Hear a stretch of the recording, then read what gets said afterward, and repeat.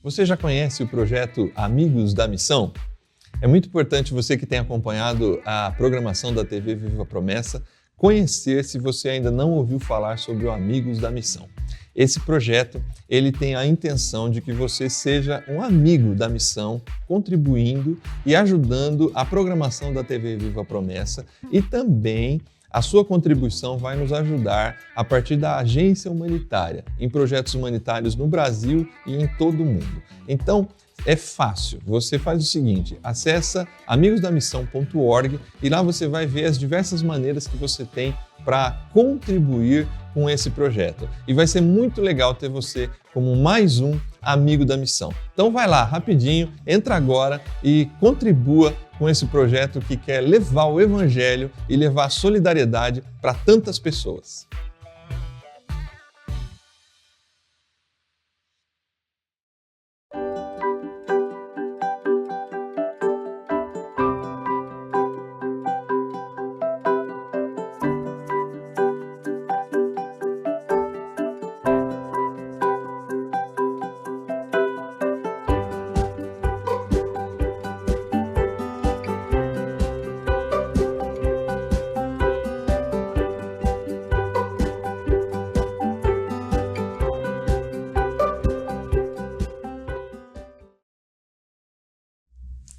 Olá, graça e paz. Esse é o programa Texto e Contexto, um espaço online da Igreja Adventista da Promessa, onde nós conversamos sobre temas de natureza doutrinária e teológica. Eu sou o pastor Eleilton e é uma alegria ter você por aqui. Nós estamos iniciando, pela graça de Deus, mais uma série de programas com um tema novo, o tema Doutrinas Cristãs, no programa Texto e Contexto. Nos últimos 2 meses conversamos sobre o tema Ventos de Doutrina. Você que acompanha o programa Texto e Contexto, deve ter visto esse programa. Se não viu, se está chegando agora, se está tendo acesso agora ao programa Texto e Contexto, você pode acessar no canal do YouTube, Promessistas Brasil, TV Viva Promessa, todos esses programas sobre ventos de doutrina. A partir desse programa do mês de agosto, nós vamos começar a conversar agora sobre doutrinas cristãs e nós vamos apresentar algumas doutrinas cristãs importantes da nossa confissão de fé. Convido você a compartilhar o link desse programa, aproveita esse momento inicial agora para compartilhar com seus amigos, familiares, nos grupos de WhatsApp da sua igreja local, para que mais gente também tenha acesso a esse programa, acesso a esse conteúdo, seja abençoada também com aquilo que é gerado de conteúdo no programa Texto e Contexto. O programa de hoje, que será o primeiro dessa nova série sobre doutrinas cristãs, nós vamos conversar aqui sobre a atualidade da lei de Deus. A atualidade da lei de Deus. E para nos ajudar nessa conversa, nós temos a alegria de receber no programa Texto e Contexto de hoje os pastores Mateus e Alessio. Sejam muito bem-vindos novamente ao programa Texto e Contexto. Amém. Obrigado, pastor Lilton. A paz do Senhor aos irmãos, irmãs, pastor Alessio. Amém. Um prazer, uma alegria, né? Sempre poder estar junto aqui com vocês e para discutir um assunto que para nós é tão precioso, né? Para nós promessistas, que é sobre a lei, a palavra de Deus, né? Então que Deus nos abençoe e nos edifique em nome de Jesus mais uma vez. Amém. Amém. Pastor Eleilton, pastor Mateus, prezados irmãos, é uma grande alegria para a gente ter o Texto e Contexto tem sido bênção, né? Nas nossas vidas, quantos assuntos maravilhosos têm edificado as nossas vidas ao longo dessa jornada, pastor Eleilton, parabéns. E falar sobre doutrina da igreja, como disse o pastor Mateus, é um momento muito especial, muito gracioso, né? Que o Senhor nos conceda esta graça de crescermos um pouquinho mais nesse assunto. Amém, graças a Deus. Bom, Hoje nós vamos começar então essa maratona aí de programas sobre doutrinas cristãs e falando sobre a atualidade da lei de Deus. É bem possível, todos nós aqui já ouvimos falar de gente que acredita que porque nós vivemos no tempo da graça, né, ou fomos salvos pela graça do Senhor Jesus, nós não precisamos mais obedecer à lei. Comum jargão, eu não preciso mais obedecer à lei porque eu vivo no tempo da graça. Então, essa frase, né, é mais comum até do que se imagina, esse tipo de pensamento. Então, a ideia do nosso programa de hoje é conversar um pouquinho sobre esse tipo de entendimento, né? Esse tipo de entendimento está de acordo com aquilo que a Bíblia diz e o que a Bíblia de fato diz sobre a lei de Deus, né? Como nós devemos encarar a lei de Deus para o cristão do nosso tempo, o cristão que serve a Deus ali na sua igreja. E eu queria começar então com o pastor Alessio para a gente conversar um pouquinho sobre o seguinte tema. A Bíblia Sagrada diz que o cristão, uma vez salvo pela graça de Deus, ele precisa ainda continuar obedecendo à lei de Deus? A lei de Deus tem ainda alguma importância para essa pessoa que foi salva pela graça de Jesus? Tem sim, com certeza, com toda absoluta certeza nós podemos afirmar que para todos nós que já fomos regenerados, que fomos salvos, esse processo de santificação que se segue essa obra de Deus, a obediência à lei de Deus, ela é extremamente importante. Nós podemos afirmar, sem constrangimento nenhum, de que todo cristão está obrigado à obediência à lei de Deus. Importante, pastor Eleilton, que quando a gente pensa nessa sua introdução, nessa sua pergunta, né, neste argumento de que com esse período da graça nós estamos desobrigados à obediência à lei de Deus, a gente olhando com uma lupa um pouquinho mais de calma, folheando um pouquinho mais a Bíblia Sagrada, a gente vai vendo que existem algumas inverdades, né, nesta afirmação. Se nós pegarmos de grosso modo, parece que o argumento é que tem um período do Antigo Testamento onde reina somente a lei e o Novo Testamento onde reina somente a graça, né? Nenhuma afirmação, nem outra é verídica, porque a graça, ela sempre esteve presente, ela não está presente, ela não inicia exclusivamente de Cristo para cá. Claro que a partir de Cristo é uma amplitude, uma magnitude gloriosa, mas o Antigo Testamento está recheado da graça, assim como o Novo Testamento está recheado com a lei. Nem a graça se inicia a partir de Cristo para cá, porque ela está sempre presente em toda a história, e nem a lei desaparece a partir de Cristo para cá, porque ela está sempre presente ali no ministério, no ensinamento de Cristo, no ensinamento de todos os apóstolos da igreja primitiva. Muito bem. A Bíblia Sagrada, portanto, ela é clara em dizer que a lei, ela tem que ser obedecida, que são duas verdades gloriosas. Uma que é a salvação pela graça, nós não somos salvos por obras, obviamente, essa é uma obra gloriosa de Deus em nossa vida, e é por fé.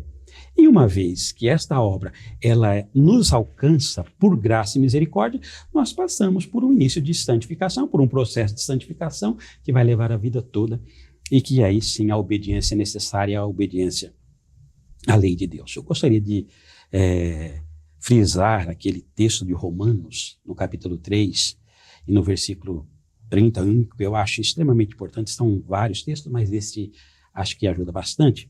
Seus irmãos e irmãs puderem abrir suas Bíblias, lá em Romanos, no capítulo 3, no versículo 31, que Paulo diz assim: destruímos nós, pois, a lei pela fé, longe disso, antes nós confirmamos a lei.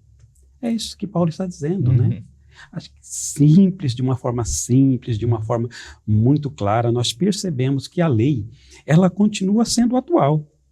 Ela continua sendo uma regra de vida para aqueles que já foram justificados, para aqueles que foram salvos em Cristo Jesus. E o verbo aqui, ó, confirmamos a lei. A lei está em vigor, ela é colocada em vigor, ela faz parte dos estatutos, das nossas normas na vida daquele que já foi regenerado.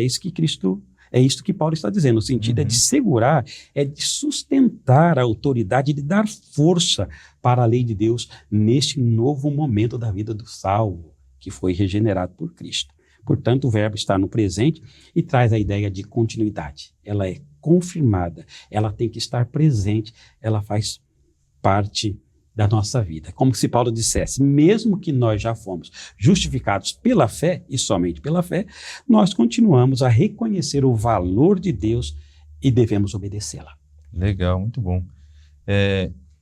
Me veio à mente aqui, quando o senhor comentava, né, diante de acho muito interessante esse argumento, né, de que a graça não está só no Novo Testamento, né, e a lei não está só no Antigo Testamento. Na Bíblia toda a gente tem lei e graça. Então, assim, verdade. esse texto que o senhor citou de Romanos 3:31, em que Paulo fala que a gente confirma a lei, né? A lei não é anulada por conta da fé. Aí você vai para o capítulo 4, aí Paulo pega 2 personagens do Antigo Testamento, que é Abraão e Davi, e ele pergunta, eles foram salvos por quê? Eles foram salvos, justificados pela lei ou justificados pela fé? E ele vai dizer, pela fé. Então, assim, no Antigo Testamento, Deus também justificava pela fé. Então, a graça está lá presente, não era lei. Né? Então, realmente os argumentos são bem falhos. Mas, pastor Mateus, se a gente tem que continuar mesmo obedecendo a lei de Deus, como Romanos 3:31 sugere, por que a gente tem no Novo Testamento alguns textos que aparentemente dizem que a lei foi anulada? Né? Esse texto diz que ela foi confirmada, mas tem texto que fala que a lei foi anulada. Como entender esses textos que aparentemente se contradizem? Parece que tem um ponto de tensão, né, em alguns textos, né, quando comparados. Inclusive tem um texto que é de Efésios, queria ler aqui Efésios 2:15, né? O 14 ele começa dizendo assim, ó, pois ele, falando de Jesus, né, ele é a nossa paz, o qual de ambos fez e destruiu a barreira, o muro de inimizade. Aí o 15 diz assim, ele destruiu esse muro de inimizade, anulando em seu corpo a lei dos mandamentos expressa em ordenanças. Se a gente parar aqui, a gente tem um problema, né, para resolver, né? E muita gente vai usar textos como este, né, e de Colossenses, enfim, tem vários textos nas cartas de Paulo, né? O mesmo Paulo que está dizendo que a gente confirma a lei, está dizendo que aqui agora ela é anulada em Cristo, né? Então eu já vi muitos argumentos, muitas explicações sobre esse texto, dizendo que agora a gente não precisa mais observar. E como é isso, né? Nós, promessistas, nós entendemos que existe uma distinção de leis, né? Existem pelo menos três características, ou 3 tipos de leis, né? Que algumas vigoraram até a antiga aliança, até Cristo, e há uma outra lei que ela vigora até hoje, né? São a lei civil, né, que era a lei estabelecida para a sociedade israelita, para a nação, né, israelita como povo ali, mas como, de fato, uma nação mesmo, uma nacionalidade. Então, existiam leis para regulamentar, né, esse povo. Inclusive, é interessante, né, quando a gente vai... Quem gosta da área de direito, né, parece que a base do direito está ali, né, em Deuteronômio. Então, o pessoal vai construir toda a base legislativa em cima da palavra de Deus mesmo, né? Então ela dá a origem ali que começa. Então tem princípios, inclusive, nessas leis que também são atuais para nós, né? Para regulamentar a sociedade. Mas não dá para a gente seguir ao pé da letra aquela mesma lei que foi colocada para Israel, para a gente, por exemplo, querer governamentar o Brasil hoje, né? Para um povo diferente, para uma cultura diferente, para um tempo diferente, né? E há também a lei cerimonial, né, que eram as leis rituais dos cultos, dos sacrifícios, né, também não dá, né, a lei da circuncisão. Inclusive o contexto aqui de Efésios 2 está falando da circuncisão, né? Paulo está dizendo que antes nós estávamos afastados, nós éramos gentios e estávamos afastados da nação de Israel, né, que era o povo de Deus, o povo de propriedade exclusiva de Deus no Antigo Testamento. E aí essa lei cerimonial, ela mostrava como que o povo santo de Deus, como que era o culto santo, como adorar a Deus, né? E aí, de fato, quem não pertencia ao povo de Deus, quem não era agregado, né? Inclusive tinha uma lei lá para estrangeiros, né, que poderiam fazer parte desse povo, Mas quem não tinha, ele não vivia. E aí no Novo Testamento tinha muita gente ainda exigindo, né, que quem não fosse judeu precisaria se tornar judeu através da circuncisão. E Paulo está dizendo, não, essa lei foi anulada. Então que lei é essa? A lei cerimonial, né? Mas existe uma lei que a gente entende, que é essa que o pastor Alessio relembrou aqui no texto de Romanos, que é a lei moral de Deus, né? Esta é confirmada, né? Esta é confirmada pela graça de Deus, inclusive, né? É pela graça de Deus, inclusive, que nós podemos obedecer essa lei, que está resumida lá no Decálogo, né? Nos 10 mandamentos. Né? Os 10 mandamentos são um resumo da lei, da santa lei moral de Deus, que expressa o caráter de Deus, né? Para a nossa vida. Então, essa lei aqui, a única, né, vigente das 3 é essa, né? Então, a gente não tem mais a lei civil de Israel, a gente não tem mais a lei cerimonial, mas a lei moral ela é confirmada. Como que a gente sabe de qual lei o texto está falando? É pelo contexto, né? Texto e contexto, né? Se a gente tirar o texto do seu contexto, a gente vai ter um problema sério aí mesmo, né? Aí a gente vai inclusive, dizer que a lei foi anulada. Eu estava ouvindo o pastor Alessio falar e fico imaginando uma sociedade sem lei, como seria, né? Imagina uma sociedade civil sem nenhuma legislação. Seria um caos, né? Seria um caos. Então, para a nossa vida moral, para a nossa vida espiritual, se a gente não tiver, de fato, a lei de Deus sendo confirmada com o nosso testemunho, com a nossa vida, a gente vai viver uma vida de caos mesmo, e aí vai banalizar, inclusive, a graça de Deus, né? Vai dizer essas coisas, né? Que no Antigo Testamento não tinha graça, que a graça agora, o tempo da graça é com Jesus somente, né? Mas olhando para a palavra de Deus, a gente percebe que, de fato, a lei ela é vigente, senão Deus não teria escrito ela no nosso coração, né? Por que Deus escreveu a lei? Que lei foi essa que ele escreveu no nosso coração? É a lei moral de Deus, que é confirmada, inclusive, pelo Espírito da graça, né? Pelo Espírito Santo de Deus. Então, essa lei não foi anulada, né? Aí é fácil da gente, de fato, tirar essa aparente contradição, né? A Bíblia não se contradiz, né? É isso aí. Então, toda vez que nós tivermos um texto no Novo Testamento falando sobre lei, é importante a gente analisar o contexto, né? Para verificar de que lei esse texto está tratando, né? Porque ora fala que ela é confirmada, ora é anulada, então existem textos que são textos que se referem à lei moral de Deus, é a que foi gravada no coração dos cristãos, né? E não faz sentido ser gravado se não for para obedecer, né? Eu já vi gente também usar o argumento de que, como Jesus resumiu a lei em 2 mandamentos, né? Amar a Deus e amar o próximo, que é um resumo dos 10 mandamentos, um resumo do Decálogo. Então, aí não tem que guardar. Mas um resumo não anula o que está sendo resumido, né? É um argumento meio falho também. Mas, pastor Alessio, o Novo Testamento, assim, ele apresenta essa visão positiva da lei moral, né? Já que a lei moral, de acordo com o que a gente está comentando aqui, é a lei que permanece para os cristãos. No Novo Testamento, a gente tem textos que de fato mostram isso, que essa lei é especial, que ela é distinta em relação às demais e ela permanece para os cristãos? Tem sim, pastor Elito. São vários textos. A Bíblia deixa bem claro, o Novo Testamento deixa bem claro essa alegria que os cristãos primitivos eles tinham em relação à lei de Deus, a visão positiva a respeito dessa lei moral, ela está bem clara em todo o Novo Testamento.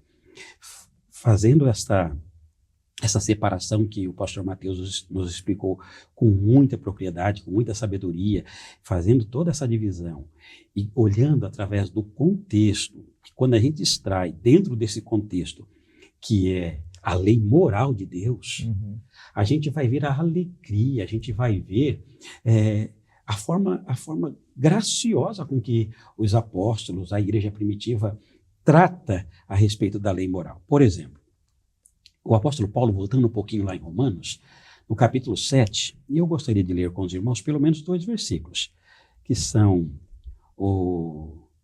os versículos 12 e também o 14.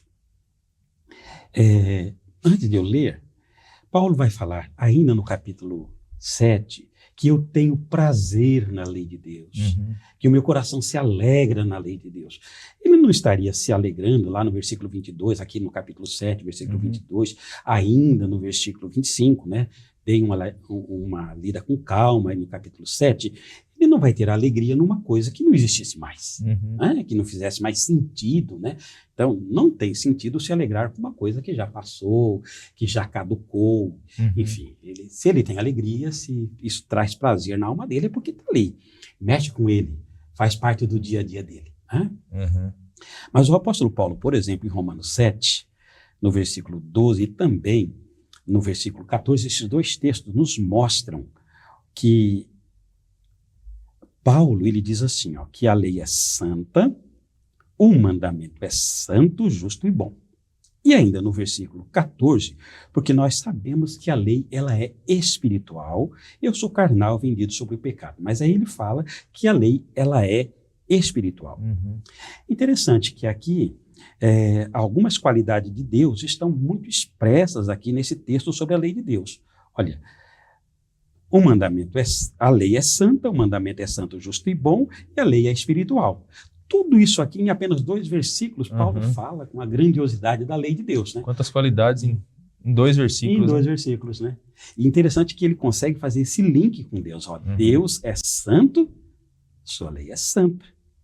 Deus é justo, a sua lei é justa. Deus é bom, a lei é boa. Deus é espiritual, a lei é espiritual, porque nós estamos falando de um rei. Estamos falando de um reino. Então, estamos falando de um rei que governa, no qual nós fazemos parte deste reino, e esse rei, e este reino, como disse muita propriedade o pastor Mateus, não pode ser um reino sem regras. Né? São regras espirituais, são regras eternas, são regras gloriosas, mas são regras. E estas regras, elas nos revelam o caráter deste rei. Assim como ele é, a sua lei também é. Por isso a lei moral, ela nos revela o caráter moral do nosso Deus. E qual é a função desta lei? Claro que quando nós pensamos, como equivocadamente alguns querem que a lei, ou pelo menos nos tentam acusar de que a lei salva, não é essa a questão. Mas a lei, ela vai apontar para a gente, enquanto nós estamos neste reino, os nossos erros, os nossos pecados. Nós não devemos ter medo desta lei por causa disso, não é? Como diz Paulo em Romanos 3:20, por isso nenhuma carne será justificada diante dele pelas obras da lei, porque pela lei vem o conhecimento do pecado. Mas nós só iremos nos aproximar da graça, pedir a misericórdia, se nós tivermos consciência dos nossos pecados. E é isso que a lei faz, ela está ali para nos dar direcionamento, para nos orientar, para nos admoestar. E se houver necessidade, olha, aqui você está certo, aqui você está errado. E quando ela nos apontar para o erro, aí a gente vai por graça e misericórdia, a gente apela por misericórdia, por perdão, e nós vamos caminhando nesse processo de santificação, de purificação, que o Espírito Santo nos ajuda. Por isso Cristo vai dizer assim, ó, se nós guardarmos os seus mandamentos, nós permanecemos no seu amor. Está lá em João, no capítulo 15, no verso 10. É neste processo, né? É nesta caminhada, é nesta jornada com Deus, que nós vamos ouvindo as advertências do Espírito Santo através da lei, vamos nos fortalecendo através da graça e vamos caminhando. Portanto, pastor Eleilton, é assim que nós cremos. Nós não somos legalistas, porque nós não estamos tentando ganhar a nossa redenção através dos nossos esforços. Não é essa a proposta. Por outro lado também, nós não somos antinoministas, isto é, nós não estamos defendendo o fim da lei. Queremos apenas que cada coisa esteja no seu devido lugar. Legal. Né? É isso aí, graças a Deus. Bênção. É isso, você está acompanhando o programa onde nós estamos conversando sobre a atualidade da lei de Deus e vendo a importância que o Novo Testamento, que a Escritura Sagrada como um todo dá para a lei de Deus, né? Como um guia para a santificação, para o cristão, como aquela que aponta o pecado, para que a gente deseje ainda mais a graça de Deus. Nós vamos para um rápido intervalo e, na sequência, nós retornamos com o programa Texto e Contexto, retornamos com a nossa conversa sobre a atualidade da lei de Deus.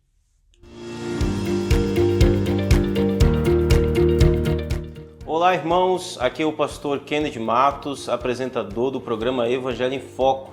E hoje eu quero trazer para você uma indicação extremamente importante. Um livro, A Fé que Professamos. Esse livro tem as doutrinas que nós promessistas cremos, aquilo que nós confessamos, a nossa fé. Você conhece as nossas doutrinas? Você sabe defendê-las? Você conhece elas na sua particularidade? É muito importante. Nós temos uma doutrina muito bonita. Então eu quero indicar para você esse livro. E onde você pode adquirir? Na Editora Promessa. Você pode entrar no site, adquirir o seu exemplar virtualmente, vai chegar aí na sua casa tranquilamente. Ou então você pode vir aqui na nossa loja, que está muito bonita por sinal. Então você está convidado, tá? Essa é a minha indicação, o livro A Fé que Professamos. Adquira já o seu. Eu tenho certeza que Deus vai abençoar muito a sua vida. Um abraço, Deus abençoe.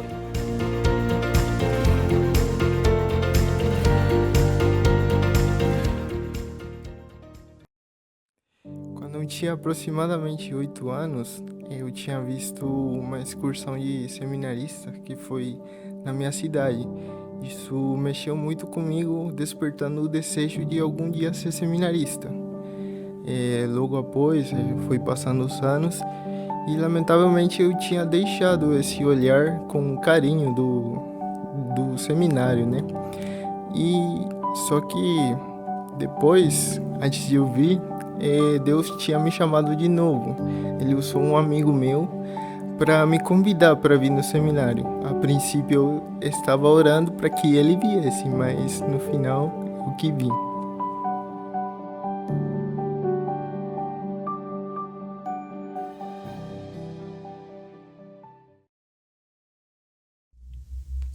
Amém. Estamos de volta com o programa Texto e Contexto. Nós estamos conversando sobre a atualidade da lei de Deus. Essa é uma nova série do programa Texto e Contexto, onde nós vamos falar sobre algumas doutrinas cristãs. E antes do intervalo, nós conversávamos aqui sobre a importância que o Novo Testamento dá para a lei de Deus, especialmente para a lei moral, como válida para os cristãos. O pastor Alessio mencionou aqui, um pouquinho antes do intervalo, um tipo de pensamento, né, chamado antinomismo, né? Eu queria que o pastor Mateus ele comentasse um pouco mais para a gente sobre isso, né? O que é o antinomismo, né? Parece que tem cristão que realmente usa a frase, né? Eu estou debaixo da graça e não da lei.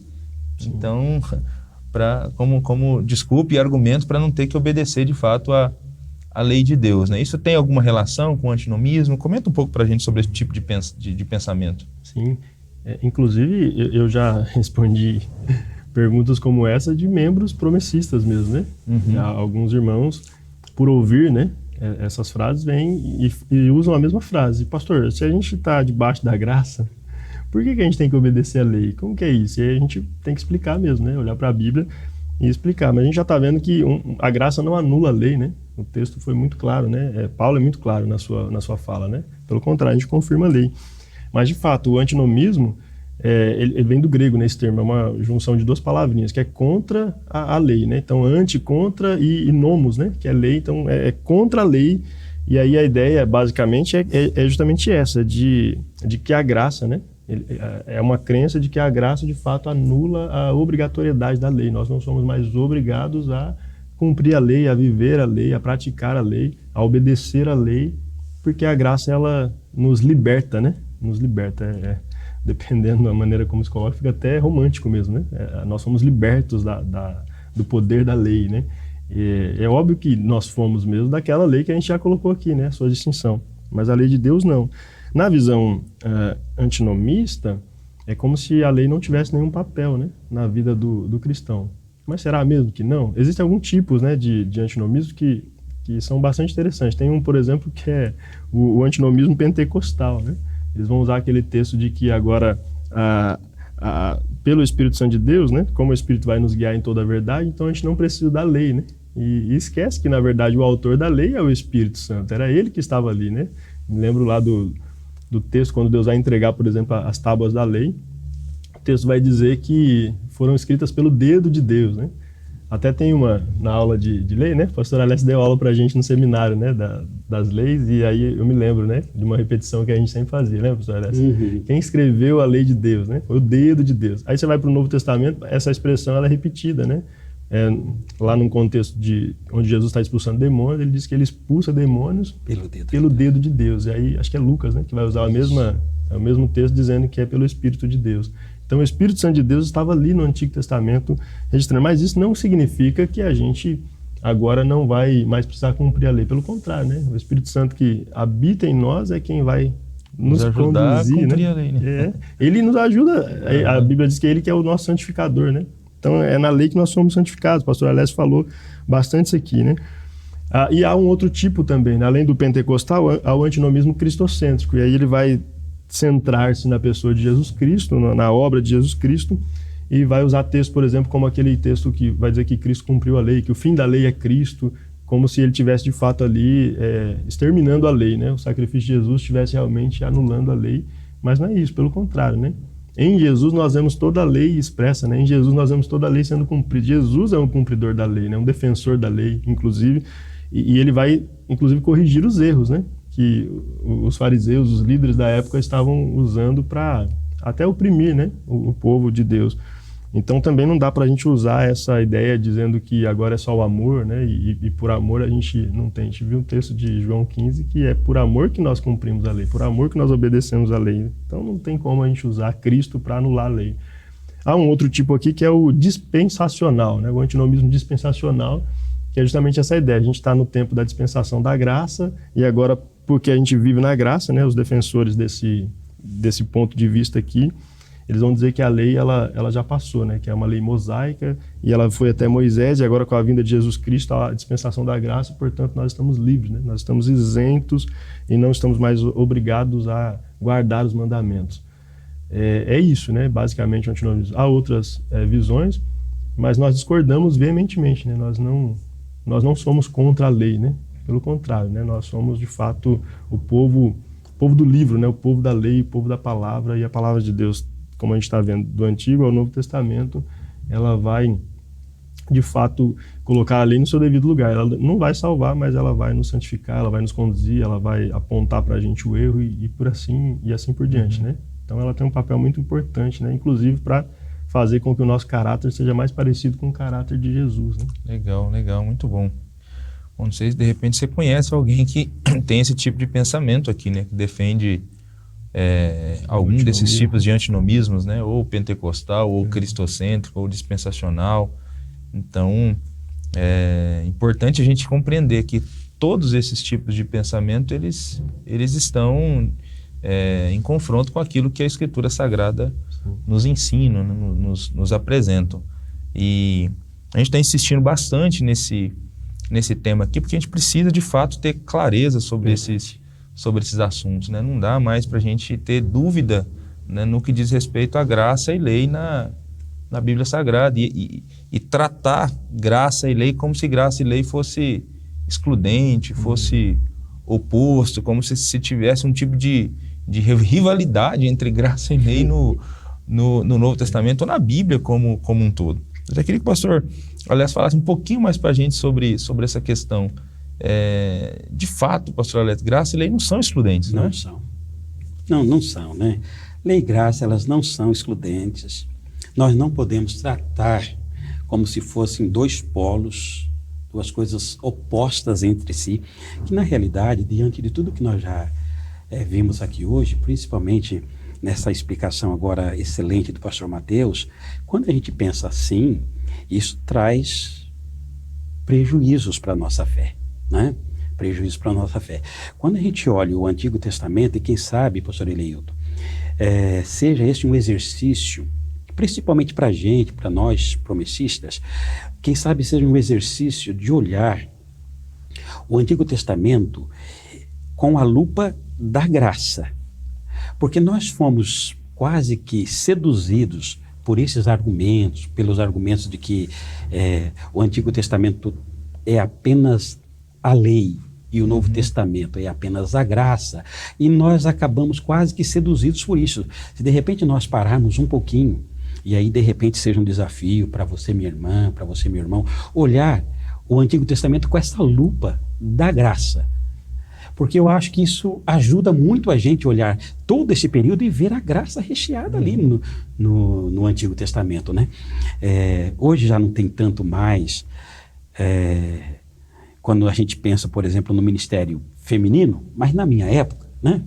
Na minha época, quando nós tínhamos ainda a Sociedade Feminina Promessista, né? A SOFAP, as irmãs podem se recordar, sempre se encerrava o final das reuniões ou a SOFAP, ou a RESOFAP, ou a FESOFAP, lá, né, alguns anos atrás, com aquele versículo do Salmo 90 e o versículo 17. E seja sobre nós a graça do Senhor nosso Deus. E confirma sobre nós a obra das nossas mãos, confirma a obra das nossas mãos. Nós estávamos citando Salmos 90, versículo 17, Antigo Testamento, e seja sobre nós a graça. Né? Claro que esse é um de vários outros textos que mostram a graça ali, que é um conhecimento de Davi, que é um conhecimento de Moisés, que é um conhecimento deles. Eles conhecem da graça. E quando a gente fala da lei fria, sem esta graça no coração, aí sim, você vira legalista. E este foi o grande problema, né? Porque eles desassociaram, eles quiseram comprar a santificação, comprar a salvação, comprar a favor de Deus, mediante a obediência. E isso não vai acontecer nem no Antigo e nem no Novo Testamento. Os testamentos não aprovam isso. Era esta parceria, por isso a gente volta a dizer que se tentar tratar como duas coisas opostas, que estão se rivalizando, colocando nos extremos, então nós vamos sim trazer prejuízos, danos para a nossa fé. Né? É bom lembrar do que o próprio John Stott, ele diz assim, abre aspas, depois que somos aceitos, continuamos guardando a lei por causa do amor que temos a Deus, que nos aceitou e nos deu o seu Espírito para nos capacitar a guardá-la. São palavras de John Stott. E é por causa dessa alteração no nosso coração que a graça nos proporciona. Essa transformação no fundo da minha alma que aconteceu no meu coração, no coração do pastor Mateus, no coração do pastor Eleilton, no seu coração, minha irmã, no seu coração, meu irmão, pela graça, é que hoje nós temos essa liberdade que nos permite guardar essa lei com alegria. Senão ela vira um fardo mesmo. Isso aí. Ela vira um peso. Sem graça, como disse Cristo, sem mim, nada podeis fazer. Mas nós estando em Cristo, na alegria de Cristo, na liberdade de Cristo, agora guardar a lei de Deus é prazer na alma. E esta alegria, este prazer que Paulo tinha. Tenho prazer na lei de Deus, é o que ele diz lá, segundo o homem interior, eu tenho prazer na lei de Deus. É Romanos 7, versículos, tanto 22, quando ele diz isso, e também ele nos admoesta que façamos o mesmo, no versículo 25, de Romanos, no capítulo 7. A graça de Deus nos ensina isso, nos proporciona isso, nos traz essa alegria. É o que está. E aí, para eu encerrar, eu gostaria de ler com os irmãos Tito, no capítulo 2, e os versículos de 11 até o 13. Já que Deus nos aceita, agora nós estamos pela fé, e é esta graça que nos dá a alegria de nós obedecermos a lei de Deus. Diz Paulo assim a Tito.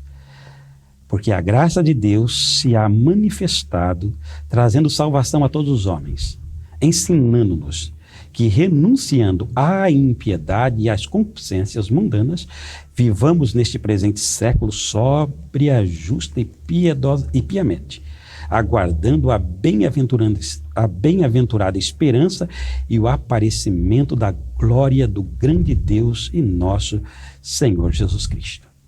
É o que Paulo conclui. Essa obediência, essa alegria, porque nós fomos justificados, a graça nos alcançou, agora isso acaba de uma forma graciosa, resultando, culminando numa obediência de graça, de alegria, diante da vontade de Deus. Legal. A graça nos ensina, né? Nos ensina. Fantástico, né? A graça nos ensina a renunciar, a graça nos ensina a obedecer.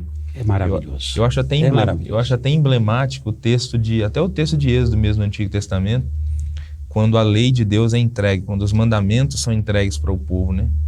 Porque o cabeçalho ali, né, do Decálogo, do capítulo 20 de Êxodo, eu sou o Senhor teu Deus que te tirou do Egito, da casa de servidão. E aí depois vem os mandamentos. Então, assim, os mandamentos foram dados para um povo liberto e liberto pela graça, porque aí, lá em Deuteronômio, quando vai repetir a lei, aí Deus fala, vocês acham que foi por causa de alguma coisa que eu vi em vocês, que eu amei? Não. Que eu libertei vocês? Não, foi porque eu amei vocês. Sim.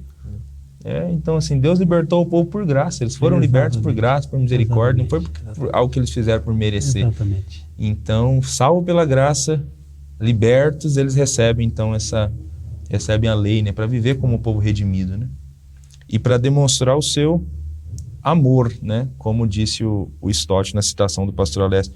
Inclusive, pastor Mateus, reforça um pouquinho mais para a gente essa questão, obedecer à lei e amar a Deus. Tem alguma relação essas duas coisas? Sim, com certeza, né? O texto lá de João, na verdade João é o conhecido como o discípulo amado, né? Eu acho que ele é o que mais faz essa ligação, essa relação, né? Que mais relaciona lei e amor, né? Ele vai dizer que a gente, de fato, vai demonstrar o nosso amor se nós obedecermos aos mandamentos de Deus, né? E lá nas cartas, eu gosto muito das cartas de João para falar sobre lei e amor, né? No capítulo 3, por exemplo, ele vai dizer que o amor de Deus pode ser visto, né? Ele diz assim, ó, vejam como é grande o amor de Deus, a ponto de sermos chamados filhos de Deus, né? Então, as pessoas de fora, inclusive, podem perceber esse amor de Deus em nós, né? Só que ele não é só visto, né? Ele é percebido, né? As pessoas vão ver e vão perceber. Só que eu acho interessante como ele termina o capítulo 3, né? Ele vai dizer que aquele que de fato é filho de Deus, que é chamado de filho de Deus, ele permanece no amor de Deus quando obedece os seus mandamentos, né?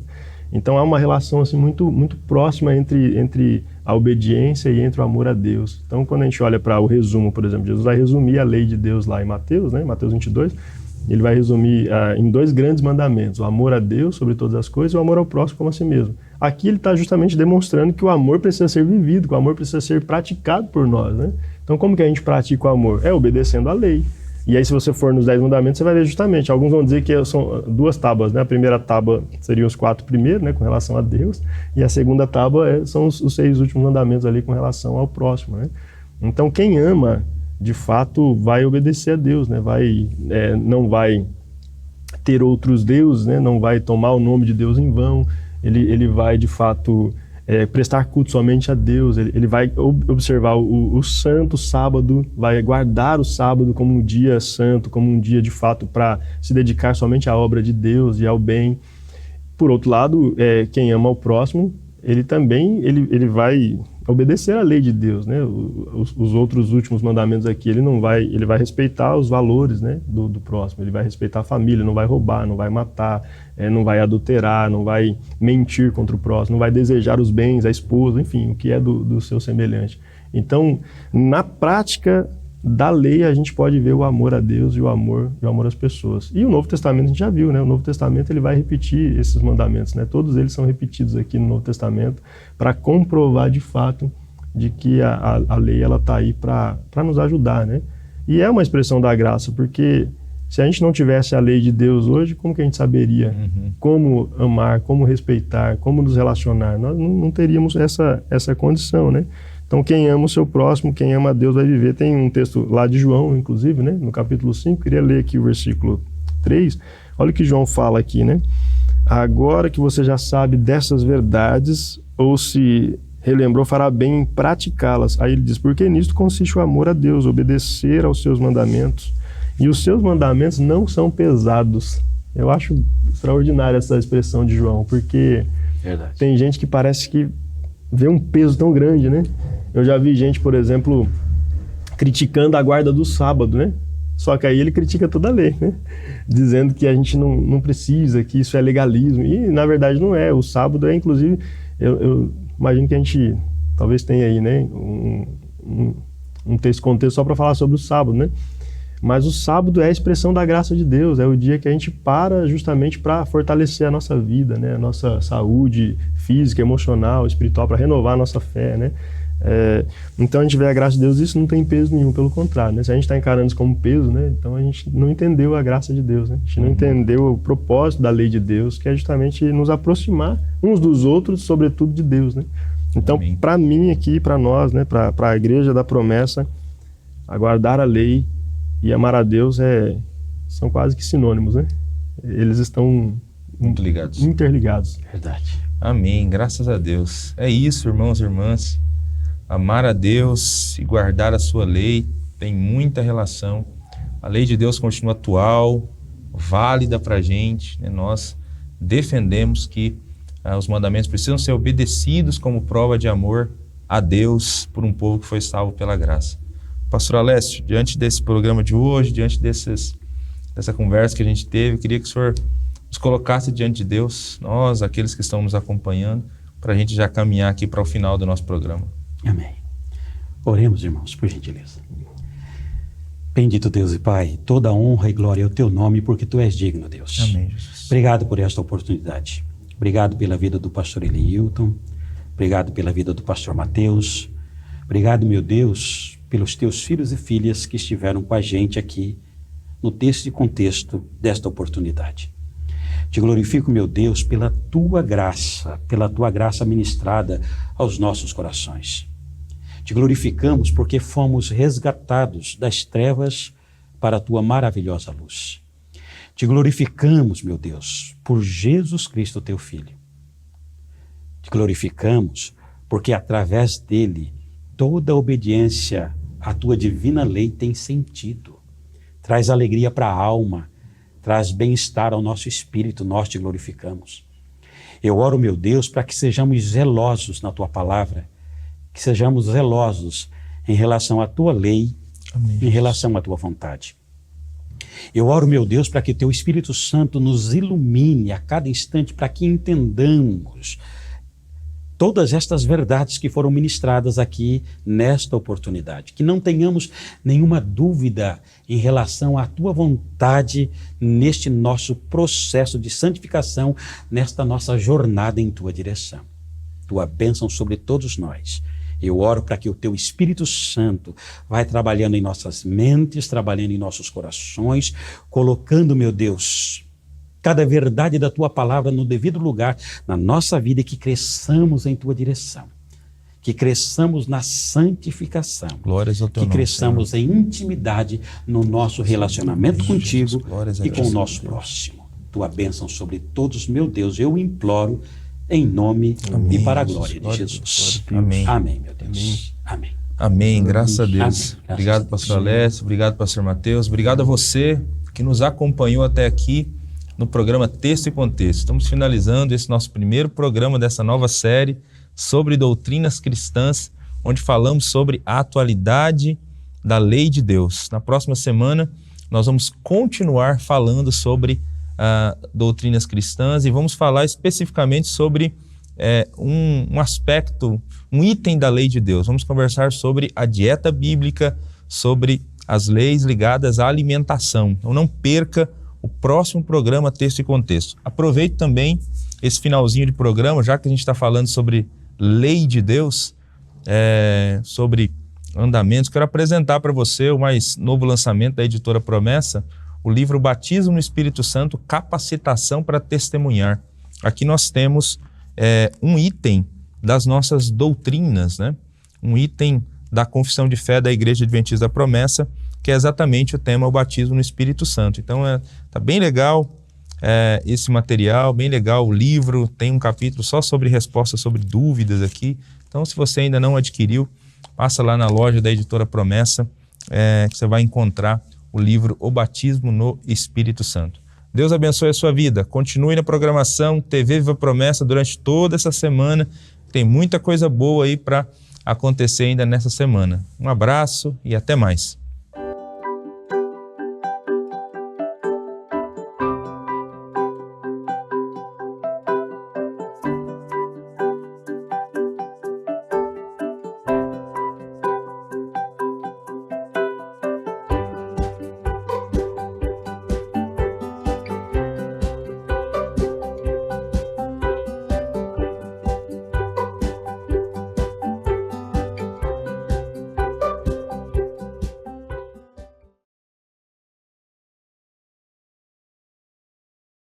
Você já conhece o projeto Amigos da Missão? É muito importante você que tem acompanhado a programação da TV Viva Promessa conhecer se você ainda não ouviu falar sobre o Amigos da Missão.